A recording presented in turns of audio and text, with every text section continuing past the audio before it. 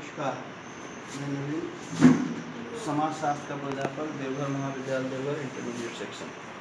आज कई दिनों से मैं आपको पढ़ा रहा हूँ यूनिट 2 इंडियन सोसाइटी का यूनिट 2 चैप्टर 1।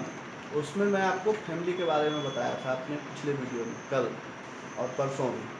आज मैं उसी रूप में आज आपको मैं एकल परिवार के विषय में बताना चाहता हूँ।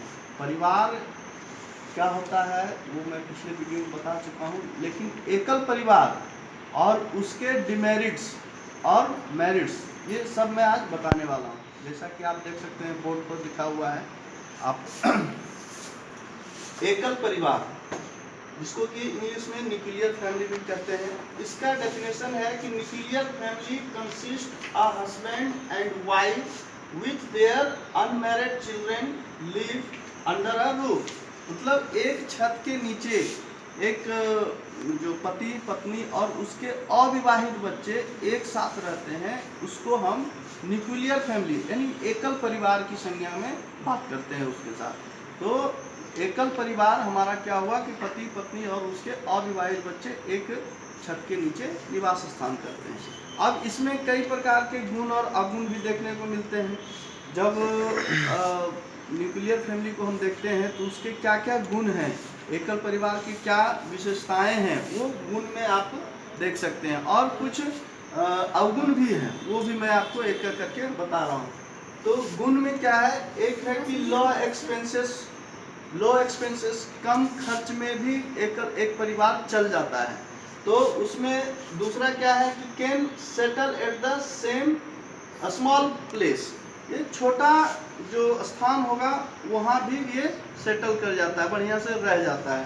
तीसरा है can survive in low budget, low budget में है कि कम पैसे भी अगर कमा रहा है तो परिवार का भरण पोषण खूब अच्छा से चल जाता है।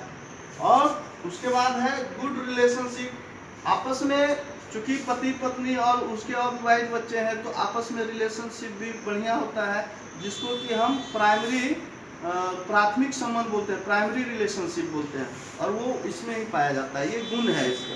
इसके बाद है children can maintain study well, वहाँ की जो एकल परिवार के जो बच्चे हैं उसके माता पिता भी उस पर ध्यान देते हैं पढ़ने लिखने में, अगर एक्स्ट्रा टीचर रखे हैं तो वो भी ध्यान देते हैं, मतलब चौतरफा उसका विकास होता है। और उसके बाद क्या है कि प्रोवाइड प्राइवेसी, बच्चे के ऊपर ध्यान, पति पत्नी के लिए प्राइवेसी रहता है, वहाँ कोई किसी प्रकार का दिक्कत नहीं आता है। और उसके बाद है लेस फिनेंशियल नीड्स, जैसा कि मैंने बताया है कम पैसे में भी खर्च चल जाता है, उसी प्रकार से ये फाइनेंशियल नीड्स कम भी रहेगा तो चल जाएगा, मतलब कम नीड होता है, उसकी आवश्यकताएं कम होती है। इस तरह से डिमेरिट्स आप देख सकते हैं। डिमेरिट्स है वर्क लोडेड है, क्या है भाई, तो परिवार में अगर काम है तो एक ही व्यक्ति को करना पड़ता है, या तो कमाने वाला व्यक्ति अधिक कमाना पड़ता है उसको, या घर का जो काम करना पड़ता है वो एक ही व्यक्ति को करना पड़ता है, इसलिए वर्क लोडेड हो जाता है। अब क्या है कि the main person of the family has make responsibility and work to fulfil everyone needs, मतलब सारे के नीड्स के लिए किसी एक पर्सन को ही उसमें काम करना पड़ता है और कमाना पड़ता है। इसके बाद क्या है फील लॉनलीनेस, जो बच्चे वहाँ पे होते हैं, मान लेते हैं पति पत्नी और उसके एक बच्चे हैं, तो वो बच्चा क्या करेगा, अकेलापन महसूस करेगा, उसको समझ में ही नहीं आएगा कि हम किसके साथ खेलें नहीं खेलें, उसका विकास नहीं हो पाता है, दिमागी विकास नहीं हो पाता है। और ये लेस रिलेशन, वहाँ संबंध जो है वो थोड़ा सा कम हो जाता है, क्योंकि अदर से कैसे हमको रिलेशन बनाना है, कैसे बातचीत करना, वो थोड़ा कमी हो जाती है।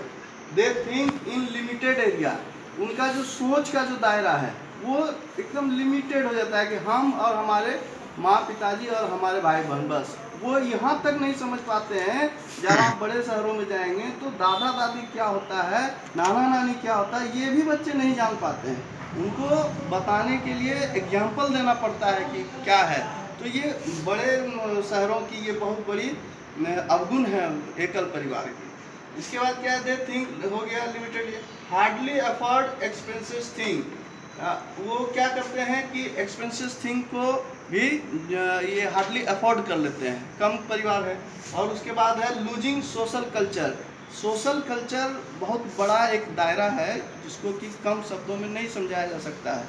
इसको अगले चैप्टर में बताएंगे कि कल्चर वगैरह जब पढ़ाएंगे तो उसमें समझाएंगे कि सोशल कल्चर क्या होता है। तो ये क्या करता है, लूजिंग सोशल कल्चर, सामाजिक जो सांस्कृतिक जो परिवेश है उसमें वो ढल नहीं पाता है। ये बहुत बड़ा कमजोरी है, या ये कहें कि डिमेरिट्स है। ठीक है, नेक्स्ट क्लास में मैं आपको ज्वाइंट फैमिली जब बताऊंगा तो ये ज़्यादा क्लियर होकर आपको समझ में आएगा कि एकल परिवार और संयुक्त परिवार में दोनों में क्या अंतर है। तब आप बेहतर तरीके से इसको समझ पाएंगे और उसको समझ पाएंगे। तब मिलान करके जब आप देखेंगे तो समझ में अच्छा से आएगा। इसलिए आप लिखें और पढ़ें, फिर समझें, वीडियो को बार बार देखें और लिखने का प्रयास करें और समझने का प्रयास करें। और हाँ, लाइक ज़रूर करें। धन्यवाद।